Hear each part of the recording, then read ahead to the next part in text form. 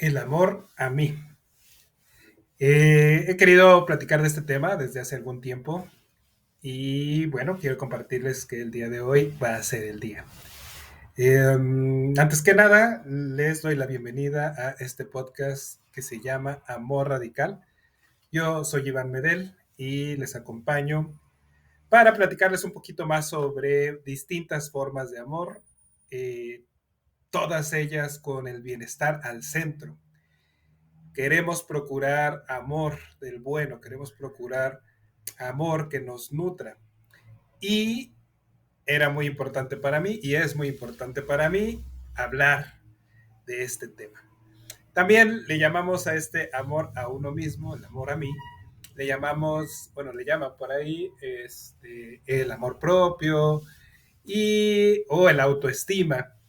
No me gusta mucho la palabra autoestima porque tiene por ahí algunas connotaciones que pueden tener o ser contrarias un poquito a lo muy rico que puede ser el concepto de amarse a uno mismo, ¿no? Entonces, hoy vamos a platicar de esto y para empezar vamos a hablar de las primeras lecciones que recibimos en nuestra vida sobre el amor. Mucho del contenido que vamos a ver hoy tiene que ver con el libro Todo sobre el amor de Bell Hooks, el libro El verdadero amor del maestro Teach y sobre algunas de las reflexiones de diferentes filósofos como Byung-Chul Han, entre otros. Entonces, vamos a arrancar con esto. Este es su podcast Amor Radical. Y bueno, para empezar, pues nuestras primeras lecciones de amor eh, vienen de la familia. Esto es indiscutible. Cuando nosotros somos socializados, o más bien de nuestros cuidadores, dependiendo de nosotros donde seamos socializados, de ahí se desprenden las primeras lecciones de amor. Eh, ¿Cómo será nuestra percepción del amor si estos cuidadores que tradicionalmente pues deberían de ser o esperamos que sean eh, proveedores de afectos, resulta que no lo son? Resulta que tienden a ser, pues a tener sus problemáticas, su socialización, su propia socialización del amor. Y entonces, ¿cómo resulta para nosotros esto? ¿Cómo resulta dentro de nuestro entendimiento del amor? ¿Cómo será el amor para nosotros si, por ejemplo, nuestros papás o nuestros cuidadores de repente están presentes, de repente cambian de parecer, un día se enojan muchísimo, otro día me aman con locura? ¿Cómo será nuestra comprensión del amor si nuestros cuidadores todo el tiempo están muy presentes, completamente ligados a nosotros, no sabemos lo que es vivir sin ellos? ¿Cómo será nuestra percepción del amor si nuestros cuidadores nunca están? O sea, si no los vemos, no sabemos si están ahí para nosotros. De aquí se desprende muchos temas que tienen que ver más con psicología, por ejemplo, el tema de los tipos de apego, etcétera.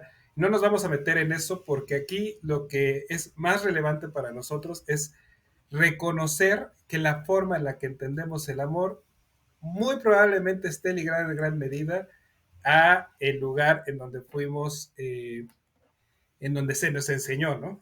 En donde estuvimos desde el principio.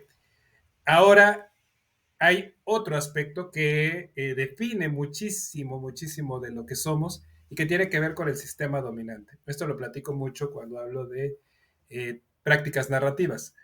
El sistema dominante, que es todos estos sistemas hegemónicos que tienen fuertes consecuencias en la forma en la que entendemos nuestra identidad. Entonces, ¿cómo será el amor para nosotros si a lo largo de la vida hemos estado viendo películas que hablan del amor de cierta forma, libros que hablan del amor de cierta forma, canciones que hablan del amor de cierta forma? ¿Cómo será el amor para nosotros si cuando vamos creciendo, cuando empezamos a elaborar aspectos de amor de pareja, por ejemplo, o amor fraternal, o entre amigos y amigas y así? ¿Cómo será ese amor si estas personas también reproducen sus propios sistemas sus propios entendimientos sobre el amor que recibieron en casa, pero también los sistemas dominantes.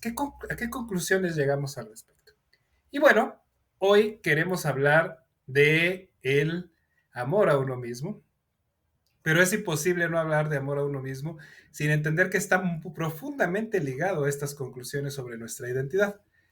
Eh, Hay un tema que es el tema de la sociedad de desempeño, que lo que nombra esencialmente es que en esta sociedad actual, con sus poderes actuales, con sus formas de poder actual, tiende a procurar que las personas lleguen a ciertas consecuencias, a ciertas conclusiones sobre su identidad y tiende a ligar esas conclusiones a su productividad, a su capacidad de proveer al mismo sistema, a su capacidad de reproducir el mismo sistema.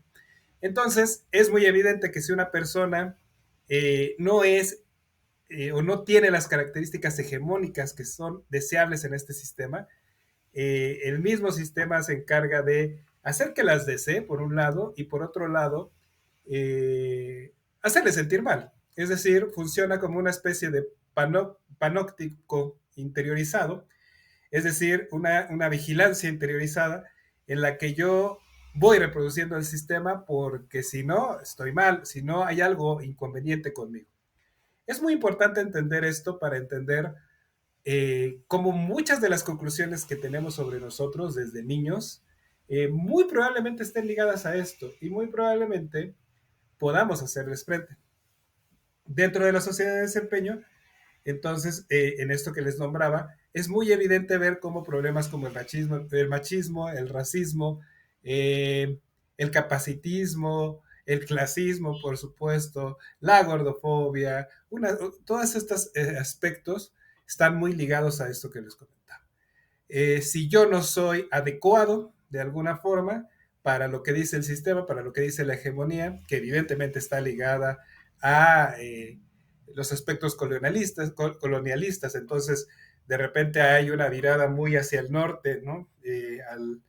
A los americanos, a los norteamericanos o a los europeos.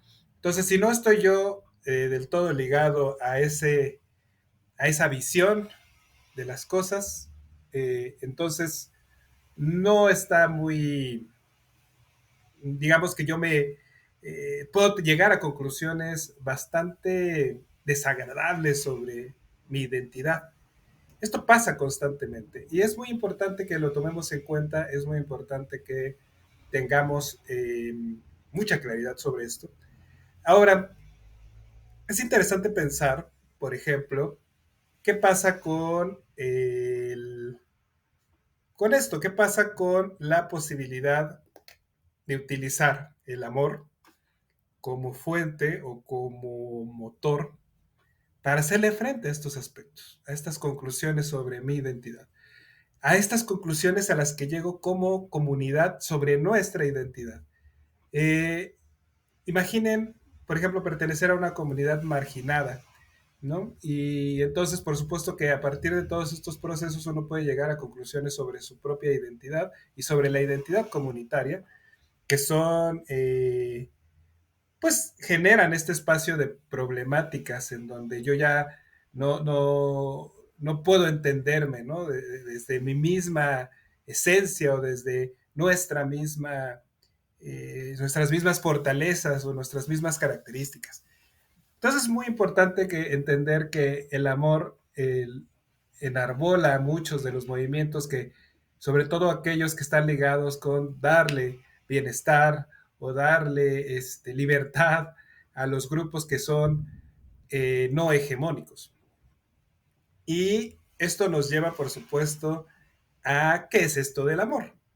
Porque todos hemos escuchado del amor romántico, todos hemos escuchado una serie de aspectos que hablan de el amor, por ejemplo, de familia.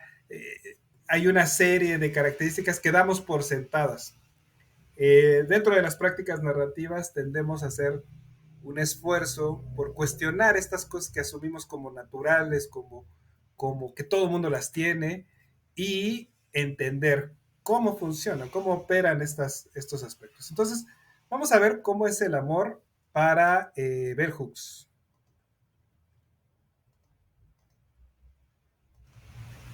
Pues para Bell Hooks, el amor es esencialmente una elección. Es algo muy interesante y esta es una de las primeras cosas que a mí me voló la cabeza. La idea del amor romántico, de que el amor se da y aparece mágicamente o que estamos predestinados a tenerlo. Bell Hooks hace una serie de reflexiones sobre cómo este amor en realidad no es que sea predestinado, sino que nosotros, a partir de nuestra voluntad, lo vamos construyendo o lo vamos dirigiendo. El amor es al mismo tiempo voluntad, elección, es acto e intención. Es decir, yo decido amar, yo tengo la intención de amar y a través de mis actos hago que ese amor exista. Eh, Esto, una vez más, les decía, a mí me ha parecido maravilloso porque me parece que es un entendimiento que rompe con muchas de las creencias del amor.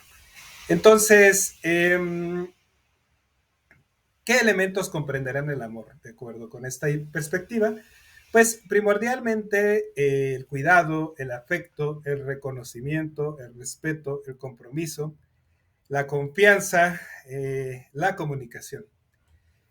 Fíjese cómo esto se empieza a tornar muy interesante porque cuando yo pienso en el amor desde esta perspectiva, eh, nuestra forma de ligarnos a este acto de amar cambia. Volviendo a la idea, esta perspectiva, por supuesto, que habla del amor que tenemos hacia otras personas. Pero como conclusión siempre podemos llegar, y más adelante vamos a ver cómo el maestro Teach nos ayuda a entender esto, siempre podemos llegar a la conclusión de que esto es válido para nosotros mismos. Es decir, el amor hacia nosotros mismos es una elección, es un acto y es una intención y está ligada completamente al cuidado, al afecto, al reconocimiento, al respeto, al compromiso, a la confianza y a la comunicación. Hay por ahí otra perspectiva que menciona Bell Hooks en donde habla de fomentar nuestro crecimiento espiritual y el de los demás como una de las definiciones del amor. Ahora, en este entendimiento, si amar es fomentar nuestro crecimiento espiritual, pues está completamente ligado a lo que ya comentábamos antes, ¿no? A un reconocimiento de uno mismo y del cuidado de uno mismo. Esto nos lleva, por supuesto, a el maestro Teach, que en su libro El verdadero amor nos habla de varios aspectos que están ligados al amor. Por ejemplo, cuidar al otro está ligado al amor. Ser compasivo, ¿no? Reconocer al otro, decir, puedo entender tu dolor. De hecho, en ese libro hay unas frases muy bonitas en donde le habla a otra persona y dice, puedo entender tu dolor, puedo sentir tu dolor y puedo compartirlo, estoy aquí para ti. Eh, Dice él que uno no puede hacer estos actos de cuidado o de compasión si no conoce al otro, a la otra persona, si no sabe quién es. Pone por ahí un ejemplo, pues así como muy chistoso, en donde dice que hay una fruta, creo que la fruta dragón, que no le gusta nada, que es una fruta que no disfruta. Ahora sí que, como dice. Y entonces, nombra que a lo mejor alguien puede verlo muy hambriento y dice, y le regala, ¿no? Una caja de esa fruta. Y esa persona que le ve muy hambriento puede decir, ah, mira, le estoy haciendo un bien al maestro. Pero en realidad no, dice él, me está causando sufrimiento porque a mí no me gusta esa fruta. Obviamente está exagerando muchísimo, o exageraba muchísimo en ese momento, pero esencialmente es eso. ¿Cómo puedo yo ser compasivo con el otro? ¿Cómo puedo yo ofrecerle bienestar si no le conozco? Eh, por supuesto que este conocer a la otra persona también implica conocer y ser compasiva, también implica dejarle ser, valorar su existencia, reconocer su integridad, es decir, todo aquello que le integra. Ahora, en este libro hay un momento en el que llega a una conclusión súper bonita, después de explicarnos todo esto. ¿Cómo se verá esto con uno mismo? Y entonces nos habla de la meditación, por ejemplo, nos habla de la posibilidad de sentarte contigo mismo, de hacerte preguntas, de reconocerte, de vincularte contigo y de decir, yo soy todo esto, ¿no? Eh, por supuesto que esto está muy ligado con lo que platicábamos al principio. ¿Cuáles serán las conclusiones que yo tengo sobre mi identidad a partir de estos sistemas de poder, de este crecimiento en un espacio específico en donde se me hizo entender que el amor era ciertas cosas? ¿Y cómo le podemos hacer frente a eso? Es decir, esas conclusiones sobre mi identidad serán totales, serán, digamos, lo que es. Y aquí vamos a hablar de los sistemas de poder. Porque en los sistemas de poder y de dominación, justo como funcionan, es eh, poniendo una serie de características deseables, una serie de características que se asumen como normales y patologizando todo lo que no entre dentro de esas características. Entonces nosotros vamos creciendo, construyendo esta noción de nosotros mismos a partir de esta obediencia, a partir de seguir estos aspectos dominantes. Y por supuesto que eso afecta profundamente las conclusiones que tenemos sobre nosotros, como ya decíamos antes. Entonces, ¿cómo le hacemos frente a estas historias dominantes? Que están ligadas a los juicios totalizadores. Esto lo platico mucho cuando doy el taller de comunicación no violenta porque me gusta mucho hablar de cómo uno puede totalizar la identidad de las personas a partir de actos. Y eso es muy extraño, muy doloroso. Es muy habitual, ¿no? Que las personas, por ejemplo, digan, ah, es que tú eres un flojo porque hoy no lavaste los trastes. O ah, es que eres muy aburrido porque no quisiste ir a la fiesta. Eh, pero como les decía, estos actos que reproducen los sistemas de dominación también los tenemos con nosotros mismos.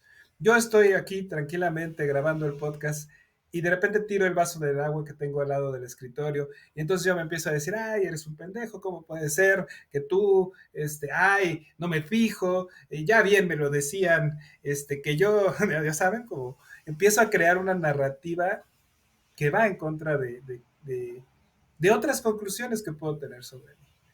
Entonces, vamos a empezar a reflexionar sobre cómo podremos hacerle frente a estas conclusiones totalizadas, a estos juicios totalizadores que podemos llegar a tener sobre nosotros.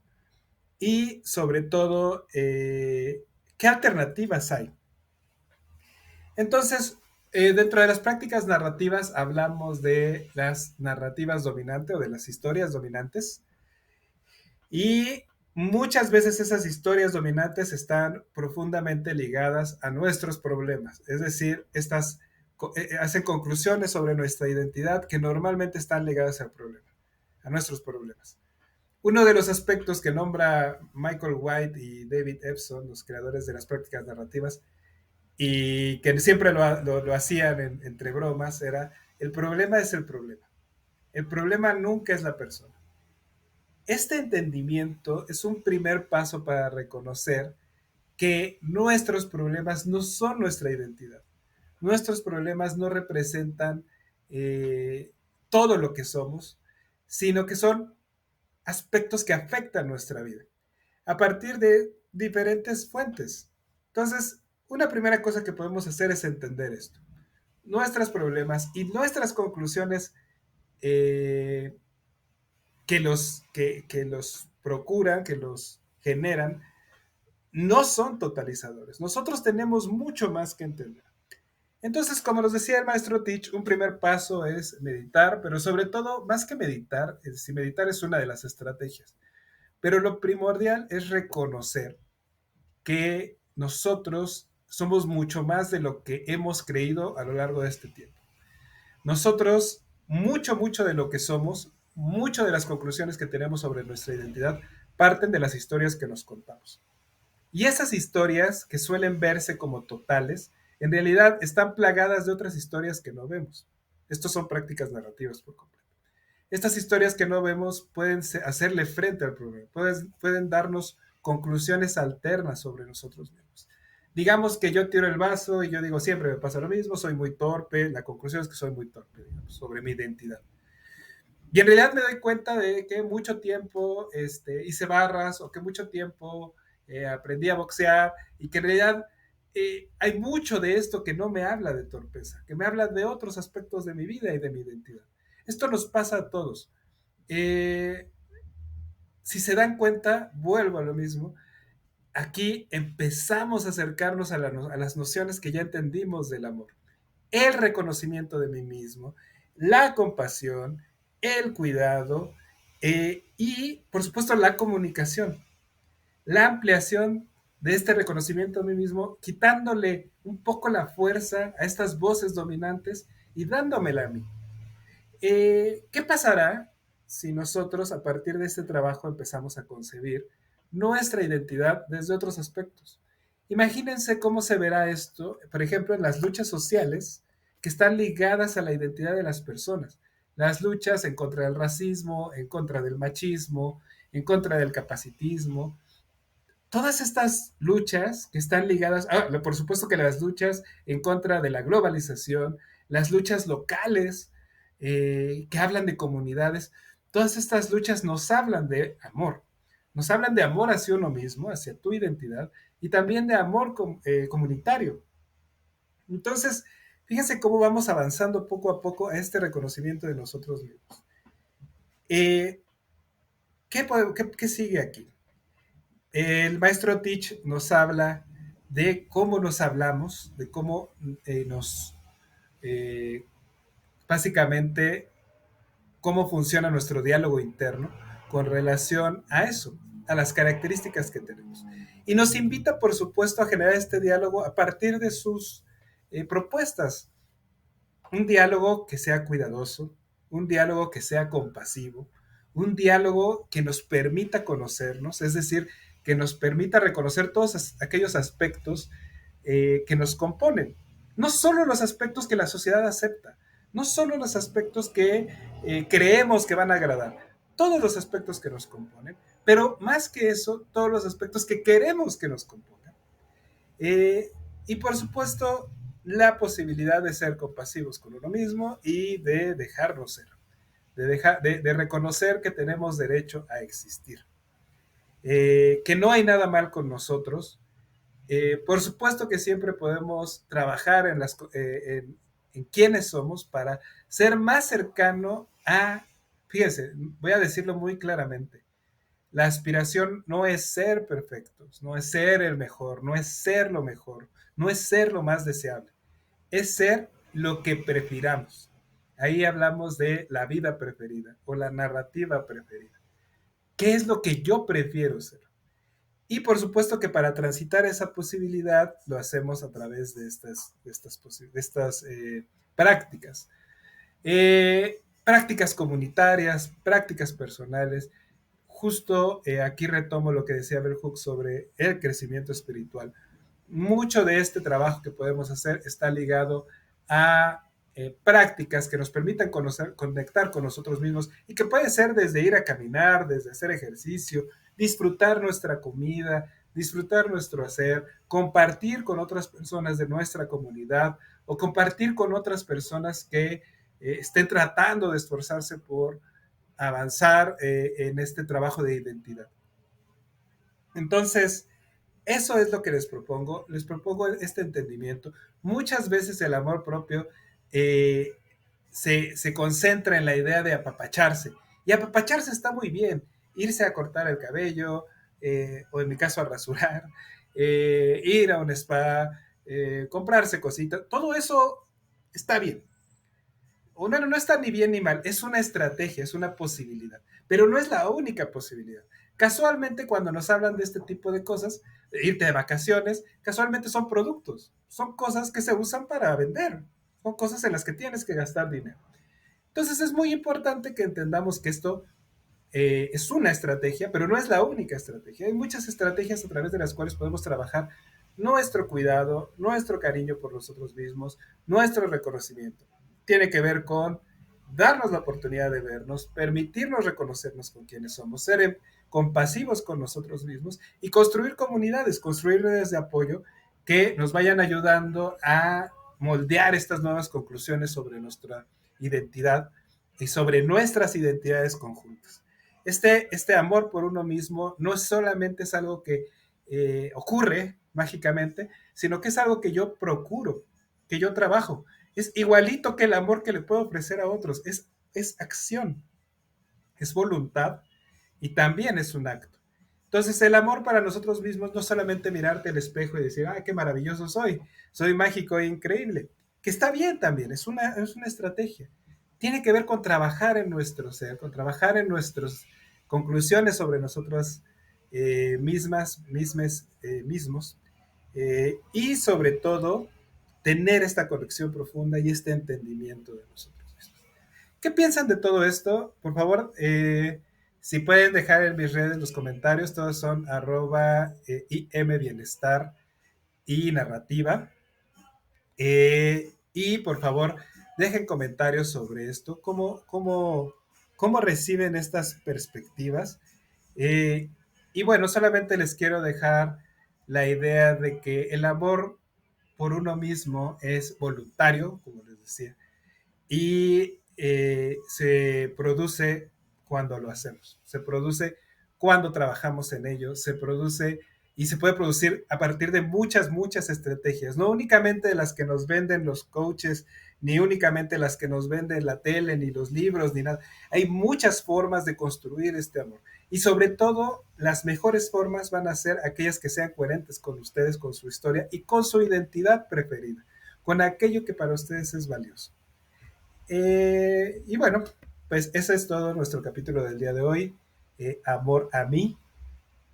Por favor, si les gusta el podcast, compártanlo. Si tienen oportunidad de seguir mis redes sociales, de mandarme mensajitos, preguntas, comentarios, por favor, háganlo. Y les agradezco mucho la escucha. Yo soy Iván Medel y este es su podcast Amor Radical.